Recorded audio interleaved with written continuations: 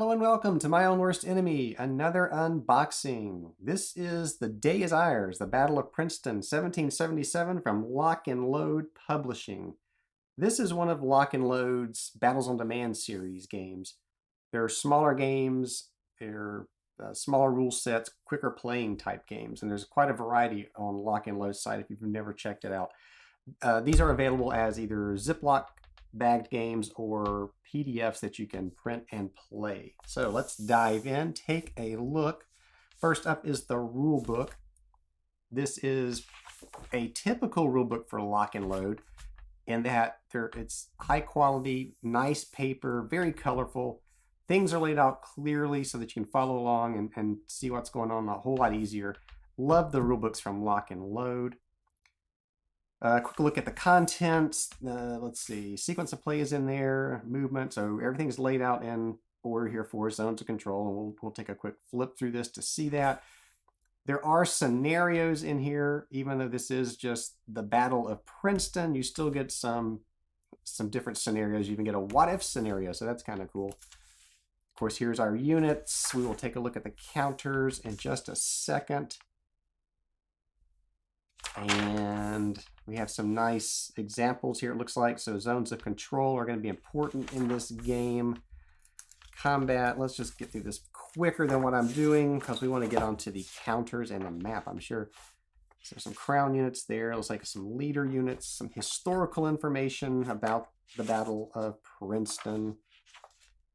And yeah, so just a small rule book. It is around... Looks like it's around 34 pages, but as you can see, the print's large. There's a lot of graphics in there, so it is not a very rules-heavy game. It being the nature of the Battles on Demand series. And here we have the counter sheet, which is wrapped in some plastic. So let me take that off. And these look, of course, like the nice lock and load counters that are easy to punch. Laser cut, because I can feel these getting ready to fall out of the counter sheet here. So let me get a little closer to the camera. I will grab my tweezers in case I have to point. So right off, the counters are not really my style, I have to say.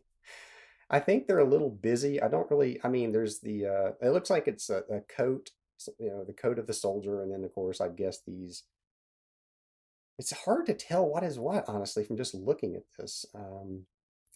You can see there are 3 numbers on the bottom, so that would be your, you know, I guess your attack and your movement and defense and that sort of thing.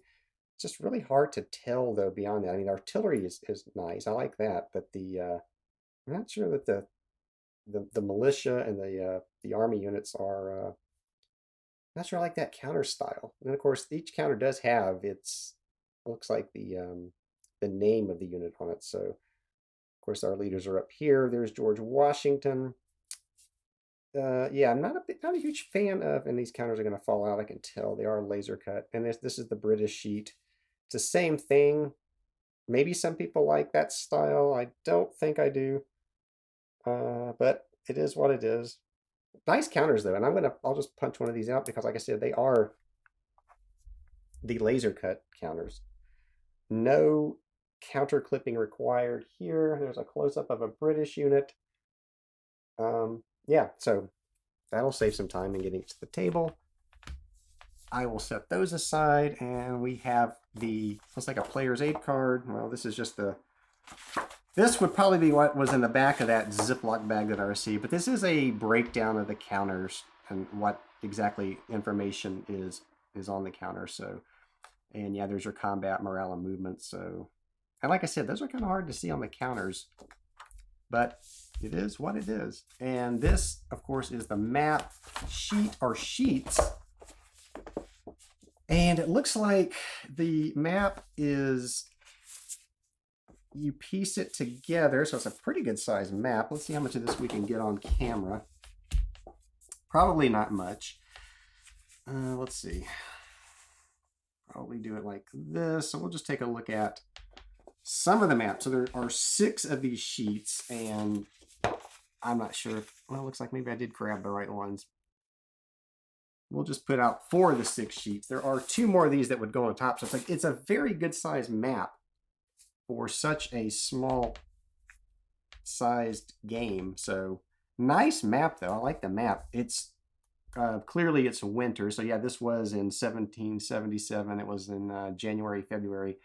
This was after Washington had crossed the Delaware and he won a battle at Trenton, went back across the Delaware, and Cornwallis decided, well, I'm going to take out George Washington. So he gathered an army together, pulled troops out of Princeton. I think they left behind 1,000 or 2,000 troops, and that's what this battle is. Washington comes in and he's gonna attack Princeton, get some supplies, because it is winter and supplies were hard to come by.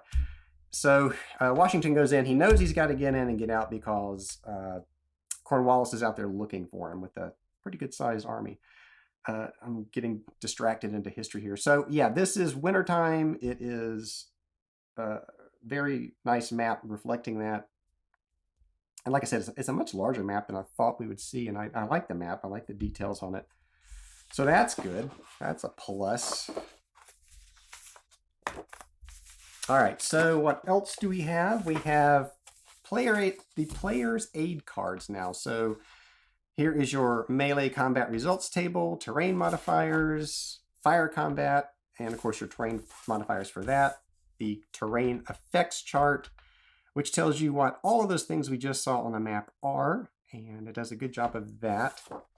Nothing on the back of that. And of course, here's our turn record tracks. So it looks like the game is played in 15-minute increments. My goodness. Nothing on the back of that. So there you go. This just a quick unboxing of the Day Is Ours, the Battle of Princeton from Lock and Load Publishing. So as always, thank you for watching. If you like what I do, please consider subscribing, liking, leave some comments below. I actually like the comments more than any of those other 2 things. I love the feedback. I will see you back here next time.